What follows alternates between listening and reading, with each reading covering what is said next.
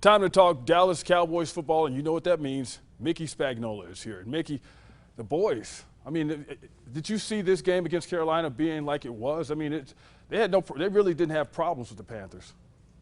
No, and if we can eliminate that fourth quarter when they kind of let up, they pretty dominated a team that came in 3-0 and was #1 in offense. Defense, excuse me. #1 in rushing defense and passing defense, and they had no problem whatsoever moving the football. So that part didn't surprise me. I think that offense is awfully good. What might have surprised me is the takeaways keep coming, and the defense had held Carolina to just 14 points there heading into the fourth quarter, and then had a little bit of a let-up, but played pretty well holding down that offense. Yeah, it looked like a heavyweight fight for part of the first half and stuff because they were traded touchdowns, and then the Cowboys got to one part where they just pulled away, and that's what I was surprised about, how they just pulled away like that. Well, this offense is good, and they're variable. They can do a variety of things, and when you're able to run the ball the way they did against the Panthers, 245 yards. Chances are your offense is going to be functioning pretty darn well. You run the ball like that, the poor quarterback, he only had to throw for 188 yards, right? Dak was surprised that's all he threw for, but it was with 4 touchdowns. So a pretty efficient performance on offense. And it seemed like Zeke is back on track as far as the Zeke that we've all come to know. He has some runs where he looked like he was going to get away, just the explosiveness and stuff like that. Like what we haven't seen, like even last season, we didn't see much of that. Yeah, well, there's a reason, and I think one of them is the fact that Dak Prescott's back at quarterback. They're not playing 4 quarterbacks in a season, and the offensive line is basically healthy. With the only absence of La'el Collins, that offensive line's playing well. So when you see holes like he's seeing, you can be pretty efficient running the football. You can drive a truck through that. But speaking of Jalen Smith, now, did you see that coming, or did you? I know there's some talk that maybe he's not quite the football player that he used to be, and he's costing a lot of money, so maybe he's not efficient as far as your pocketbook goes. Well, I think, as Mike McCarthy said, there was multiple factors in that decision of letting him go and letting him go when they did.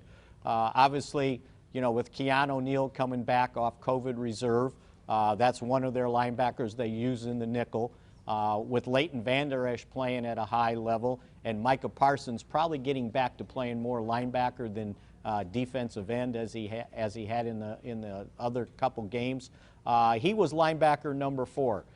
And then the other factor that kind of worked into the decision was they tried to restructure his contract, not for this year, for next year.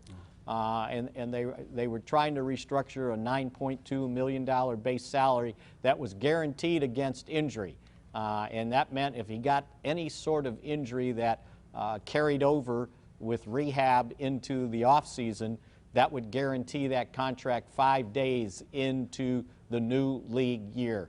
They didn't want to take that chance, and I think when he and his representative decided they wanted no part of the restructure, the Cowboys said, okay, fine, we don't think you'll be here next year. We don't want to take the chance of guaranteeing any portion of that contract, so they went ahead and released him. Trayvon Diggs, he's going to see his name in lights at the end of the season. He keeps playing the way he's playing. Would you agree with that? Yes, absolutely. He's playing awfully well. 2 more interceptions. I mean, who would have thought you get 5 interceptions in 4 games the way he has? If you factor that out over a 17-game season, you end up with an unimaginable 21 interceptions. And I know that he's probably not going to stay at that pace, but not only is he, getting the interceptions, though, he's usually covering the opposing team's best wide receiver, and he's breaking up passes at the same time. So, he's playing at an awfully high level. Yeah, that's a guy who looked like he had a lot of off-season work, and the game has really slowed down for him because he's definitely in the right place at the right time all the time. And speaking of being in the right place, New York Giants coming up. This is a chance to, like, deliver a little bit of a blow to the NFC East, don't you think? Well, yeah, if you can win this one, you go 2-0 in the NFC, in the division, in the NFC East. But more importantly, you start stacking wins on top of wins. And, you know, if you can get to 4-1 after 5 games, you'd be feeling really good about yourself going to New England, knowing the bye is the next week. So it's still a long way to go, right? You still got to play, 13 more games, so that's a long season. But if you can win early, these wins count, right? Right. It's not like winning early. It's like, oh, well, it's early in the season. No, these wins count. So, yeah, getting another one at home and winning all 3 of these 3 consecutive road games, I think would be really big. And I know everybody was raving of the way Daniel Jones played his last outing, over 400 yards passing. But he's up against a defense now where, he's going to be tested. And I think on both sides, I think the Cowboys will be tested to see how they line up with the Giants too, because the Giants are a team that seem like they're picking up some momentum. And so I think that game, that's going to be an interesting game. Would you agree that that's going to be an interesting game to see, even where the Cowboys are, because they're slugging it and they're knocking out big teams and stuff like that, but this is a test in the division, so it's going to be different. Throw out that record, right? They might be 1-3.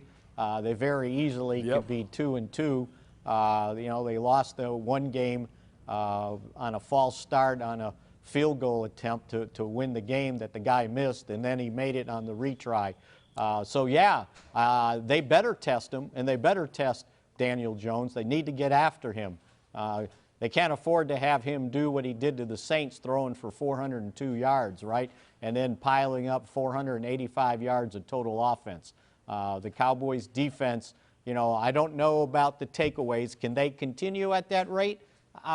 Who knows? But they have to start stopping the big plays they've been allowing, and the Giants in this last game came up with a couple of 50-yard plays. So that's got to be something the Cowboys have to concentrate on. And then offensively, just keep doing what they're doing. This offense is motoring along, and you got to keep up at that pace. Last thing from me, and you know what it is. How do you see the game? Low scoring, high scoring, and who comes out on top?